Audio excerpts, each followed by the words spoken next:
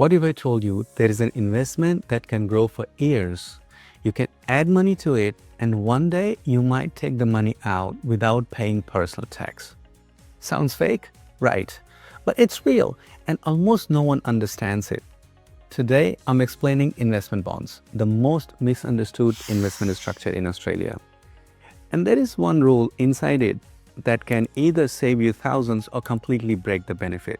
I'll explain that rule near the end. Most people know three things: shares, property, and super. But investment bonds sit quietly in the background. They don't get talked about much.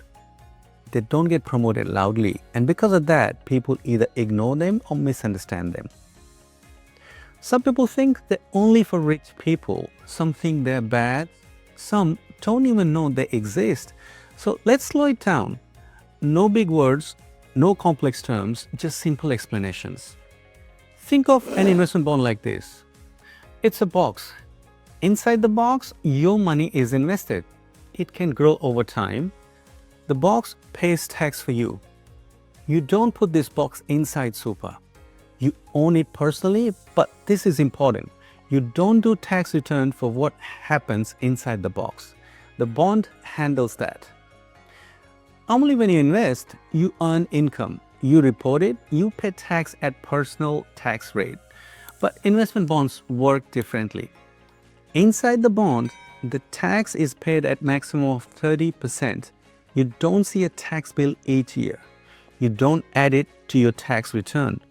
The tax is handled quietly in the background. This is why bonds can work well for people on higher tax rates. But the real magic comes from time. And here's where things get interesting.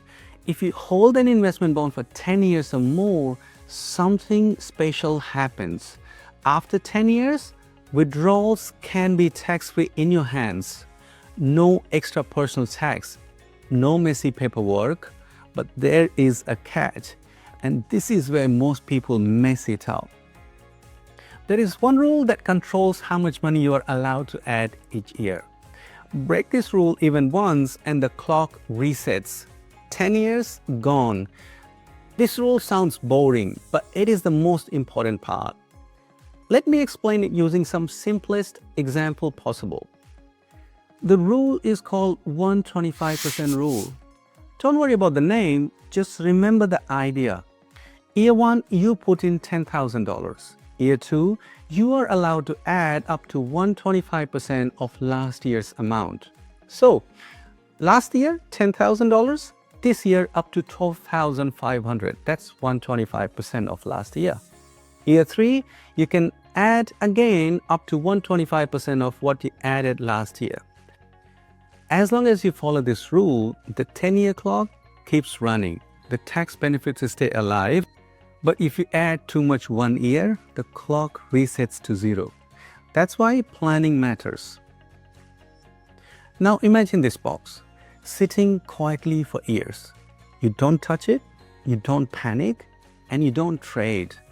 Money grows, money earns more money, then that money earns more money again. This is called compounding. Because tax is handled inside the bond, the growth is smoother. There is less interruption, long-term investing becomes easier, time does the heavy lifting. Investment bonds are also powerful for passing money to family. Here is why. You can name a beneficiary. When you pass away, the money can go straight to them. No waiting for probate, more privacy, faster access. Many people use bonds for children, grandchildren, long-term family planning. It's not about quick wins, it's about structure. Investment bonds may suit people who think long-term, don't want yearly tax paperwork, are on higher tax rates, want simple estate planning, want disciplined investing.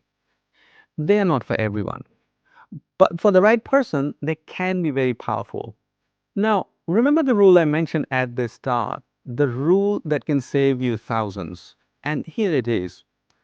Investment bonds reward patience and consistency.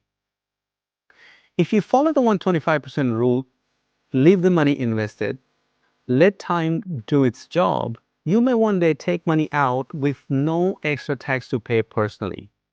Not because of tricks, not because of loopholes, but because the structure was built that way. Investment bonds are not exciting. They don't promise fast wins, but they are quite structured and powerful when used properly. They sit between super, shares, and trusts. And when people finally understand them, they usually ask one question: why didn't anyone explain this sooner? Now, I would really like to hear from you. As you are watching this, what questions popped into your head? Was it, would this work differently if I already have investments? How does this compare to investing in my own name? What happens if I need money before 10 years? And how does this fit with super or estate planning? Or maybe, why have I never heard this explained clearly before? Drop your question in the comments. Your question might be exactly what I cover in the next video. If this helped you understand investment bonds better, like this video, subscribe for more simple money explanations, and remember, this is education, not personal advice. Understanding comes first, decisions come later.